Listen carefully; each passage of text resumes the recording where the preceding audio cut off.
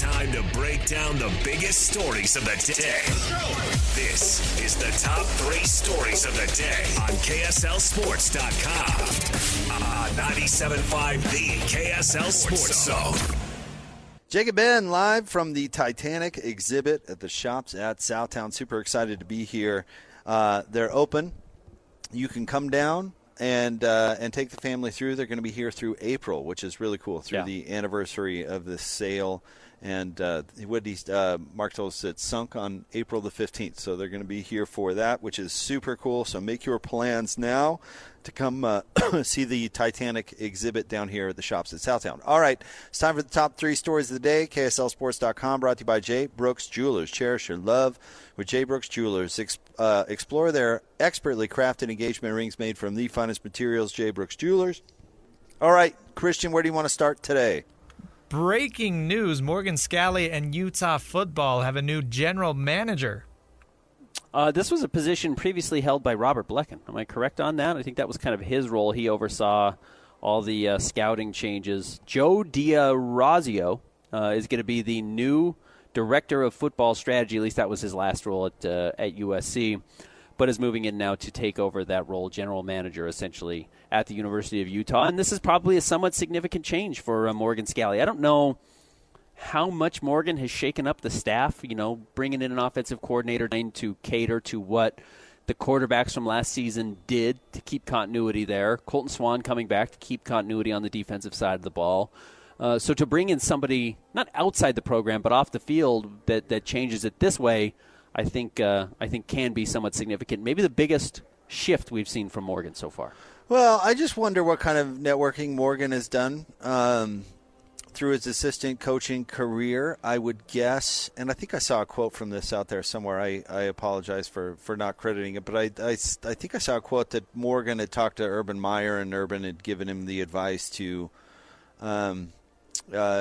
branch out, maybe leave Utah so he could get more of a network, and that Morgan wasn't really wild about that, but took the advice to heart and made an effort to to create relationships, because that wasn't one of Kyle Whittingham's strong points. It just wasn't. Never during his tenure at Utah. So I'm curious to see some of this, because, you do have to bring in your own dudes. Even though he's been there forever, he's going to have to bring in his own guys to have his own cultivated voice, because holdovers, probably an overly negative term, but bring in their own politics and ups and downs and history, right? And history, well, this is how it worked under Coach Witt, or whatever the case may be, And I'm sure Morgan is doing a good job at balancing that out, because he's going to have to, because he's got to figure out his own vibe, and it's got to be successful on his terms, because he's not Kyle Whittingham, as we've talked about.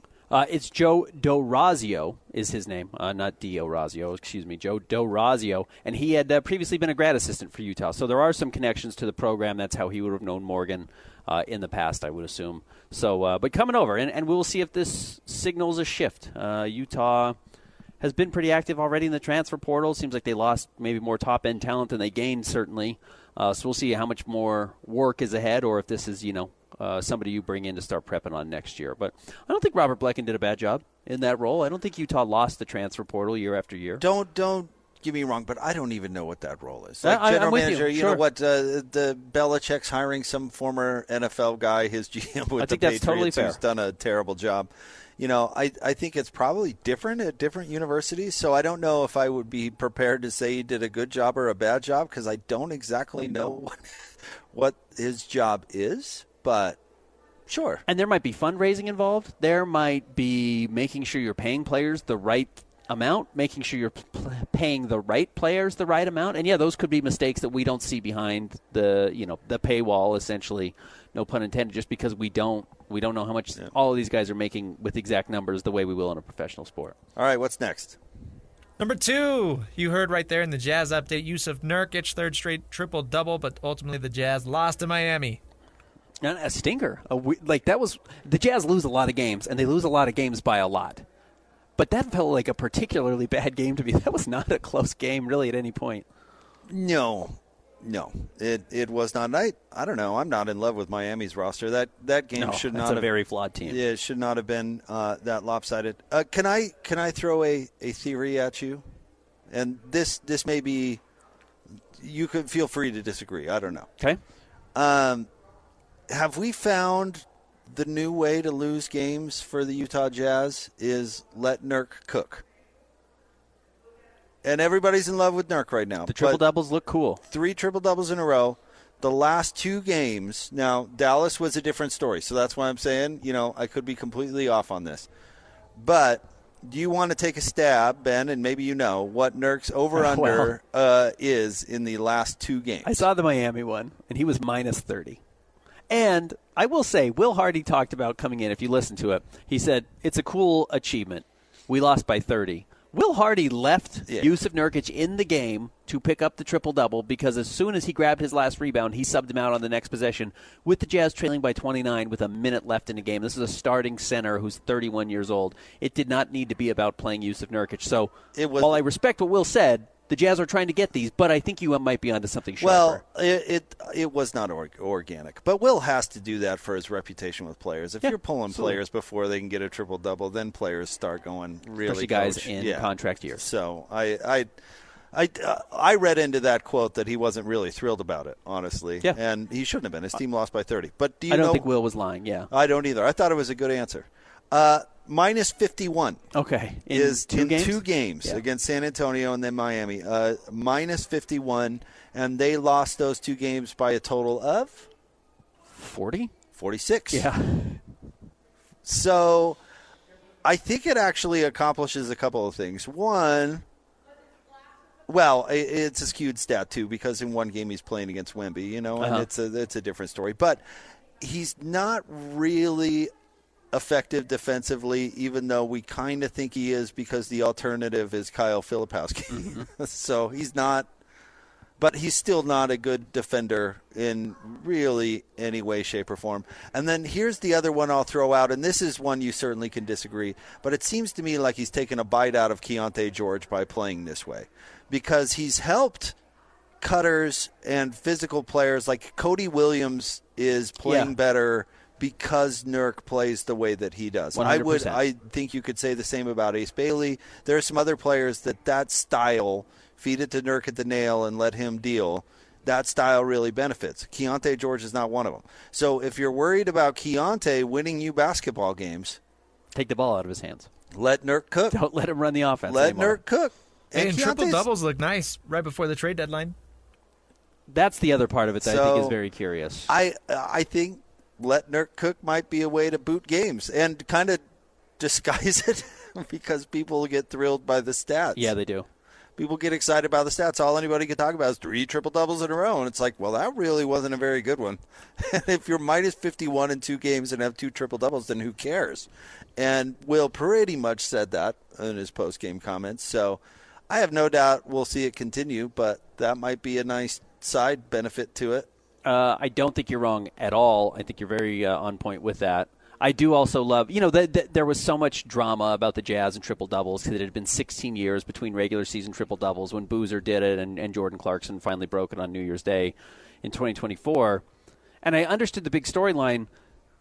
The storyline that was never associated was exactly what you're talking about, is that triple-doubles do not help your team win. There is no correlation between winning games and a player on your team getting a triple-double. It just doesn't matter in the slightest. If so, Russell Westbrook would be the winningest basketball player of all time, and they're not. So, yeah, it's cool that he can do it. It doesn't put the Jazz any closer to winning games. I am curious about the trade deadline coming up and the Jazz leaving Nurkic on to get headline-grabbing numbers. Nurkic does not want to get traded. Kevin Love does not want to get traded. I don't think they're looking to go join the Boston Celtics or the Lakers or the contenders anywhere across the NBA. But that's not up to them. That's up to the Utah Jazz front office, and if they want to trade these guys at their highest, and right now certainly Yusuf Nurkic has his highest value that he's had in several years as an expiring contract, apparently playing at a high level, they can do that. So I'll be curious watching that. Trade deadline coming up on February 6th.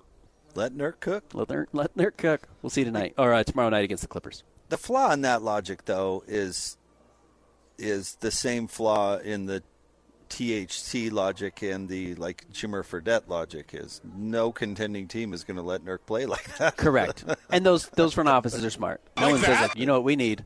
We need a triple-double center who needs 35 touches off the bench. Yeah. Correct. Yeah. All right. Next. And number 3, huge game for the Cougs tonight. They welcome number 1 Arizona in a big Big 12 clash.